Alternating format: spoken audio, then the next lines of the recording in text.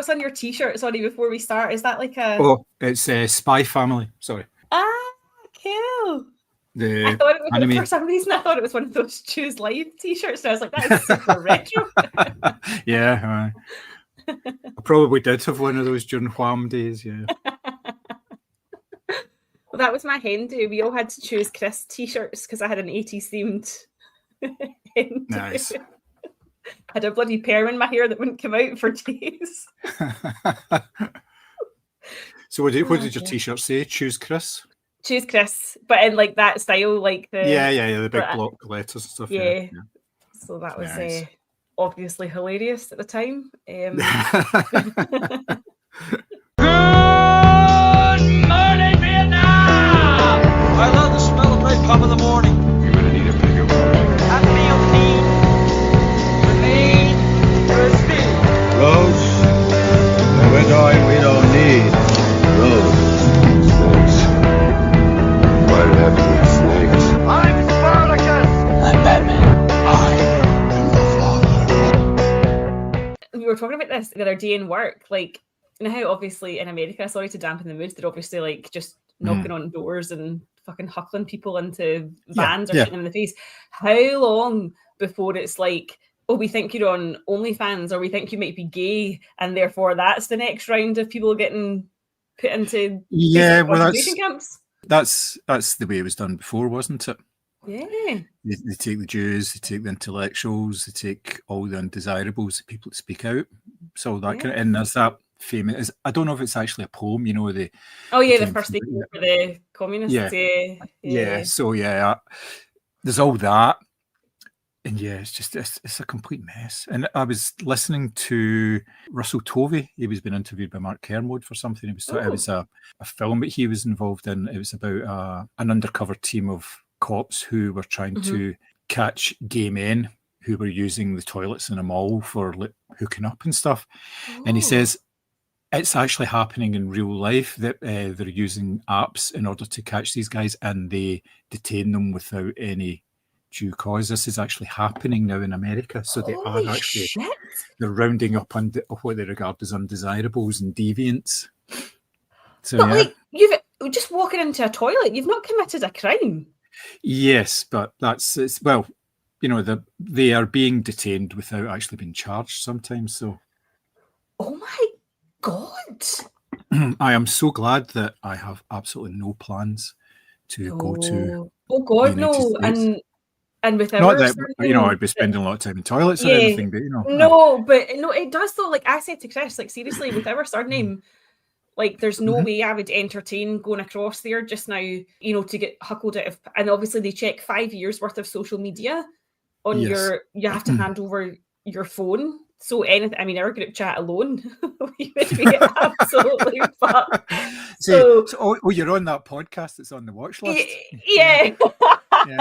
That's where our American viewers come from. Yeah. Fuck ice while we're here. But it's so mad. And actually, I think a good idea for people is to boycott the World Cup. Definitely, yes. Which is a real shame, obviously, because we haven't been there Scotland have qualified. Yeah. But I actually think that would be, it's the whole thing of like hit them in their pocket sort of thing of don't go, don't spend your money, don't go on holiday there. It's a bit like what they say about like Dubai and Qatar with all the sports washing, like don't attend these events, don't go on holiday there, and therefore they don't get the tourist money. Not that will make a dent to their economy necessarily, but it sends a message, doesn't it, if you're not going? It is making a dent, because when Trump came back in, and obviously he was telling Canada he was going to invade them, and he was telling Mexico he was going to invade them. About that. Oh, fucking hell. Thousands, if not tens of thousands of Canadians just says, well, fine, we won't travel down to America. We'll go elsewhere, we'll holiday in Canada, we'll go abroad, whatever, but American can go fuck themselves. And like a lot of states in sort of northern US, places like Vermont and all that, they get a lot of Canadian tourists. Of course, a lot of hotels and stuff are saying bookings are down 70%. We're just not getting people coming back who have come back for years and years, and they love the place and all that, and it says don't feel safe, they're not going to go. And I don't think this is just anecdotal. This is reported, so it's Wow. I mean, he's determined to invade Greenland, obviously, despite the fact that, it's a member of NATO through its... Yeah, sort of the same as them. Yeah. Denmark, You don't need to invade anywhere because they've got a whole organisation set up to protect the North Atlantic. Yeah. He did say, this is what I think is... he hates NATO because he says that the US puts a disproportionate amount of money into them. That's probably true. So I think his intention is to break up NATO. But he said, because obviously I think Norway had sent troops over, and I think France have also sent troops over to Greenland at the moment. Yep. And he was like, oh, we don't care. They're protected by 2 dog sleds, which is racist and insult. I don't know how he's managed to do all of it all at once. And seemingly the president or prime minister of Greenland had a meeting with JD Vance. And JD Vance was like, look, we don't care. We just want it. We want the minerals. We want this. So we're going to invade. I don't understand what reality we're living in. And as people have said, it's only been a year, or not even a year. Mm-hmm. I feel like we've lived 10,000 lifetimes in that time, because every day it's just something else is going on in that fucking circus. Yeah, because if you think about it, 2016 through to 2020, or 2017 through to 2020, when it was his first term, and it was a shit show every single day on the news. Like you say, there was something. He was signing something, there was all sorts of controversy. And then that sort of peaked with the insurrection on January 6th. And now just talking about this and calling it an insurrection, that's me fucked. I can't go to America if they look at the transcript of the podcast. Visa cancelled. Yep. So after January 6th, when that all calmed down and it was Joe Biden in charge, now, yes, he wasn't exactly the most dynamic of person. But see the amount of stories that came out of the US? It went dropped dramatically. It was unbelievable. Everything went not back to normal. There was still obviously stuff going on. But but it was just like him falling up a flight of stairs. He wasn't threatening to invade the country. Exactly, yeah. So it wasn't every day. But now, since... like I say, for the last year, it's been every single day there has been at least one thing about him doing this or that and want to invade somewhere and want to take over and all that, And I honestly think it's very 1984 in the sense that how much of this is just conjecture and just keeping in the news, how much actual stuff is going on. He threatens to do this, he threatens to sign this, but how much of that is actually trickling down into reality and what's happening. Now, obviously the scenes with ICE, that is reality, and it's really frightening and it's really scary. They're pulling people out their car windows and kneeing them in the neck and all this and shooting people in the face. But all of his threats about, we're going to take away this funding, or we're going to do, I don't think the vast majority of that is actually happening. I obviously can't say for sure, but I think a lot of it is just keep people confused. Yeah, well, that was that hyper-normalisation he's taken the model. Used. He hired an avant-garde theatre director to be his director of communications. So it's exactly the same playbook. They just throw things out there, and some of them they do, and things like there was the national parks and all that, and they fired all of the civil servants that worked there, and then realised that they actually needed them. They weren't overstaffed, and they tried to get them back, and they couldn't get the majority of the people back because they either said, away you and fuck off, or they'd found other jobs, and they weren't willing to leave their other jobs just to go back there and possibly be fired again in 3 months' time at a whim, So, unreal, really is.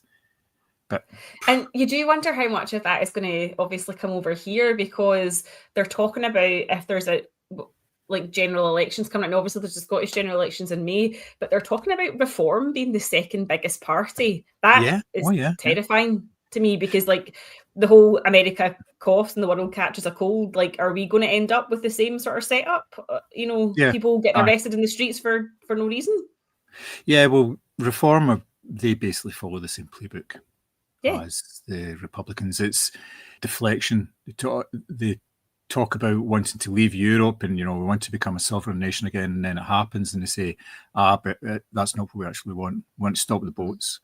And see all this stuff that happened before. That's not really any of our concern. That was a completely different organisation. You see the fact that the economy's in the toilet and you're paying an extra £1 for every single thing that you want to buy and eat. Nothing to do with us. We're all right. Actually, we we put our money offshore. Oh, this kind Yeah. of thing, you know. Yeah. So yes, and it's exactly the same. It was like when they won the council elections, was down in Oxfordshire or something like that. It says, right, we're going to get rid of. Well, first thing we're going to do is get rid of all the DEI employees within the organisation. That's it. They're gone. This is we said we're going to do that, and we're doing that, and it turns out we don't actually have anybody that's employed in that role. Okay. And then there's the guy that's a 19-year-old guy who's running a council because he was the deputy leader, and the leader left, or he was disgraced or something. So is this 19-year-old guy running it? And you're thinking, what the actual fuck? You don't want a dodgy old fool, but again, you don't want you don't want a 19-year-old. No. Yeah. Like, oh my God. Well, I think they ran on an election promise of not putting up council tax, and in every local council where they've been elected, they have put up council tax by, I think it's like something like 5%. Also, I don't know if you saw the interview this week. I think it was on, I want to say it was STV News, but they interviewed the new head of reform for Scotland. Lord Oxford, or is it Lord Oxford? Offord or something? Yeah. Yeah. And he kept on asking him the question about, what Nigel Farage has said about Anis Sarwar being only interested in like Pakistani interests and not the interests of Scotland. And he was like, well, I want to talk to you about this. And he was like, but I'm asking you this question. So this back and forth went forward for ages. And then the guy's staffer actually put her hands on the reporter and was trying to sort of like push him out of the frame to get him to stop asking the question. And you can hear him saying, like, can you take your hands off me? Like, I'm just trying to, this is my job. I'm just trying to ask him a question. And then Offord, or whatever his name is, like, rips the mic off and storms away dramatically. But it ended like basically not a rammy, but not in a professional, capacity either, for his first big interview as leader of reform in Scotland. And they'll just go after him in the same way, exactly the same way from now on, because there is a certain amount of press freedom here. I know they can attack the BBC and say there's bias, but when it's independent, like news going after them as well, because they'll want the story. They'll know this guy. This guy obviously sounds as if he's a complete arse, and he just doesn't know how to do any sort of media stuff. He doesn't know how to speak in these matters. So, he's not been to politician school yet, obviously, where they all come out with the same accent and the same gestures. But I saw now that Caroline Leavitt this week, there's a journalist asking a question about X amount of people died in ICE custody, Renee Nicole Good was shot, X amount of arrests, how can you say that ICE are keeping us safe? And she just loses her shit with him. She's like, you're obviously a left-wing hack, you're not a real journalist, you're sitting in this room pretending to be a journalist, but you're a left-wing extremist, all this sort of thing. And she just goes mental at him. And it's like, this is the actual like president's press secretary just losing her shit. Yep. Oh, man, it's mental. Just denouncing the press. Yeah, well, if it's not I've the seen press that before. Like. Yeah, I know. It's just, but they're all running scared. Look at all the social media people and all this sort of stuff, and like Amazon and all the online retailers. They're all like sucking up to them and everything because they know they've got house. Well, they've just hit like all these European countries that stand with Greenland. They've hit them with extra tariffs, just because and it's like off the back of nothing. And there are actually challenges to his whole tariff policy because they're saying, don't think you're using the rules that you've set up or has been set up by the US to manage tariffs in the right way. I think you're just And again, that's been changing on daily and weekly basis. Like, we're charging them like 50% tariffs. Actually, it's only 15%. And there's been whole teams at government and within organisations trying to work out how they're going to, how their projections are going to like sort of pan out for the next 3 months, 6 months, based on the fact that they're going to have to pay more to get goods into the country. This kind of thing, because it is the companies that import the goods the tariffs. It's not the companies that are exporting them. The companies that are exporting them, they're saying, well, we're not dropping the prices. To work with these tariffs because it's none of our concern. You need the products, and especially a lot of places, it's not just it's like selling through to shops and stuff like that. It's manufacturing and all sorts of things that's going on, and they need these things in order to keep the sort of core industries going, like car manufacturing, stuff like that. That's just the whole car manufacturing stuff is fucking mental. It really is. It's like steel gets produced in Mexico, it gets transferred up to Canada, and the raw steel is then put into actual components, and then the components are shipped to the US and actually put into cars. So they don't do any of that because it's cheaper for them to do Mexico, Canada, US, get the part rather than get it made in the US. It would cost more for the car companies. They don't want America to be great again in terms of all these manufacturing things, because it's going to cost everybody more. It's going to cost the car companies more to actually buy the components from an American company.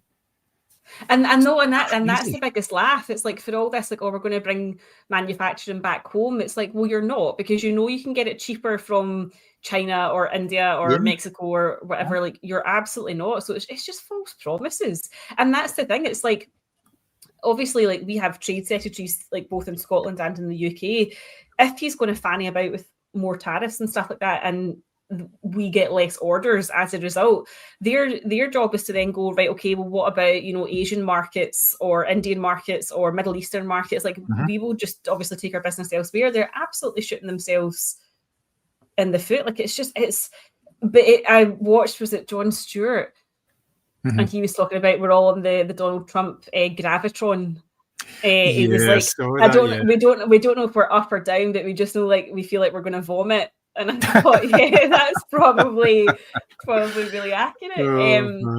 And then he did the thing, it was great. He was like, you know, when you're talking about how we're going to save Greenland, in inverted commas, make irony proof your reasoning. And then it cut to a clip of Donald Trump saying, you know, just because a boat showed up there a few hundred years ago doesn't mean they own the land. And it just cut back to Jon Stewart with his face completely like, huh?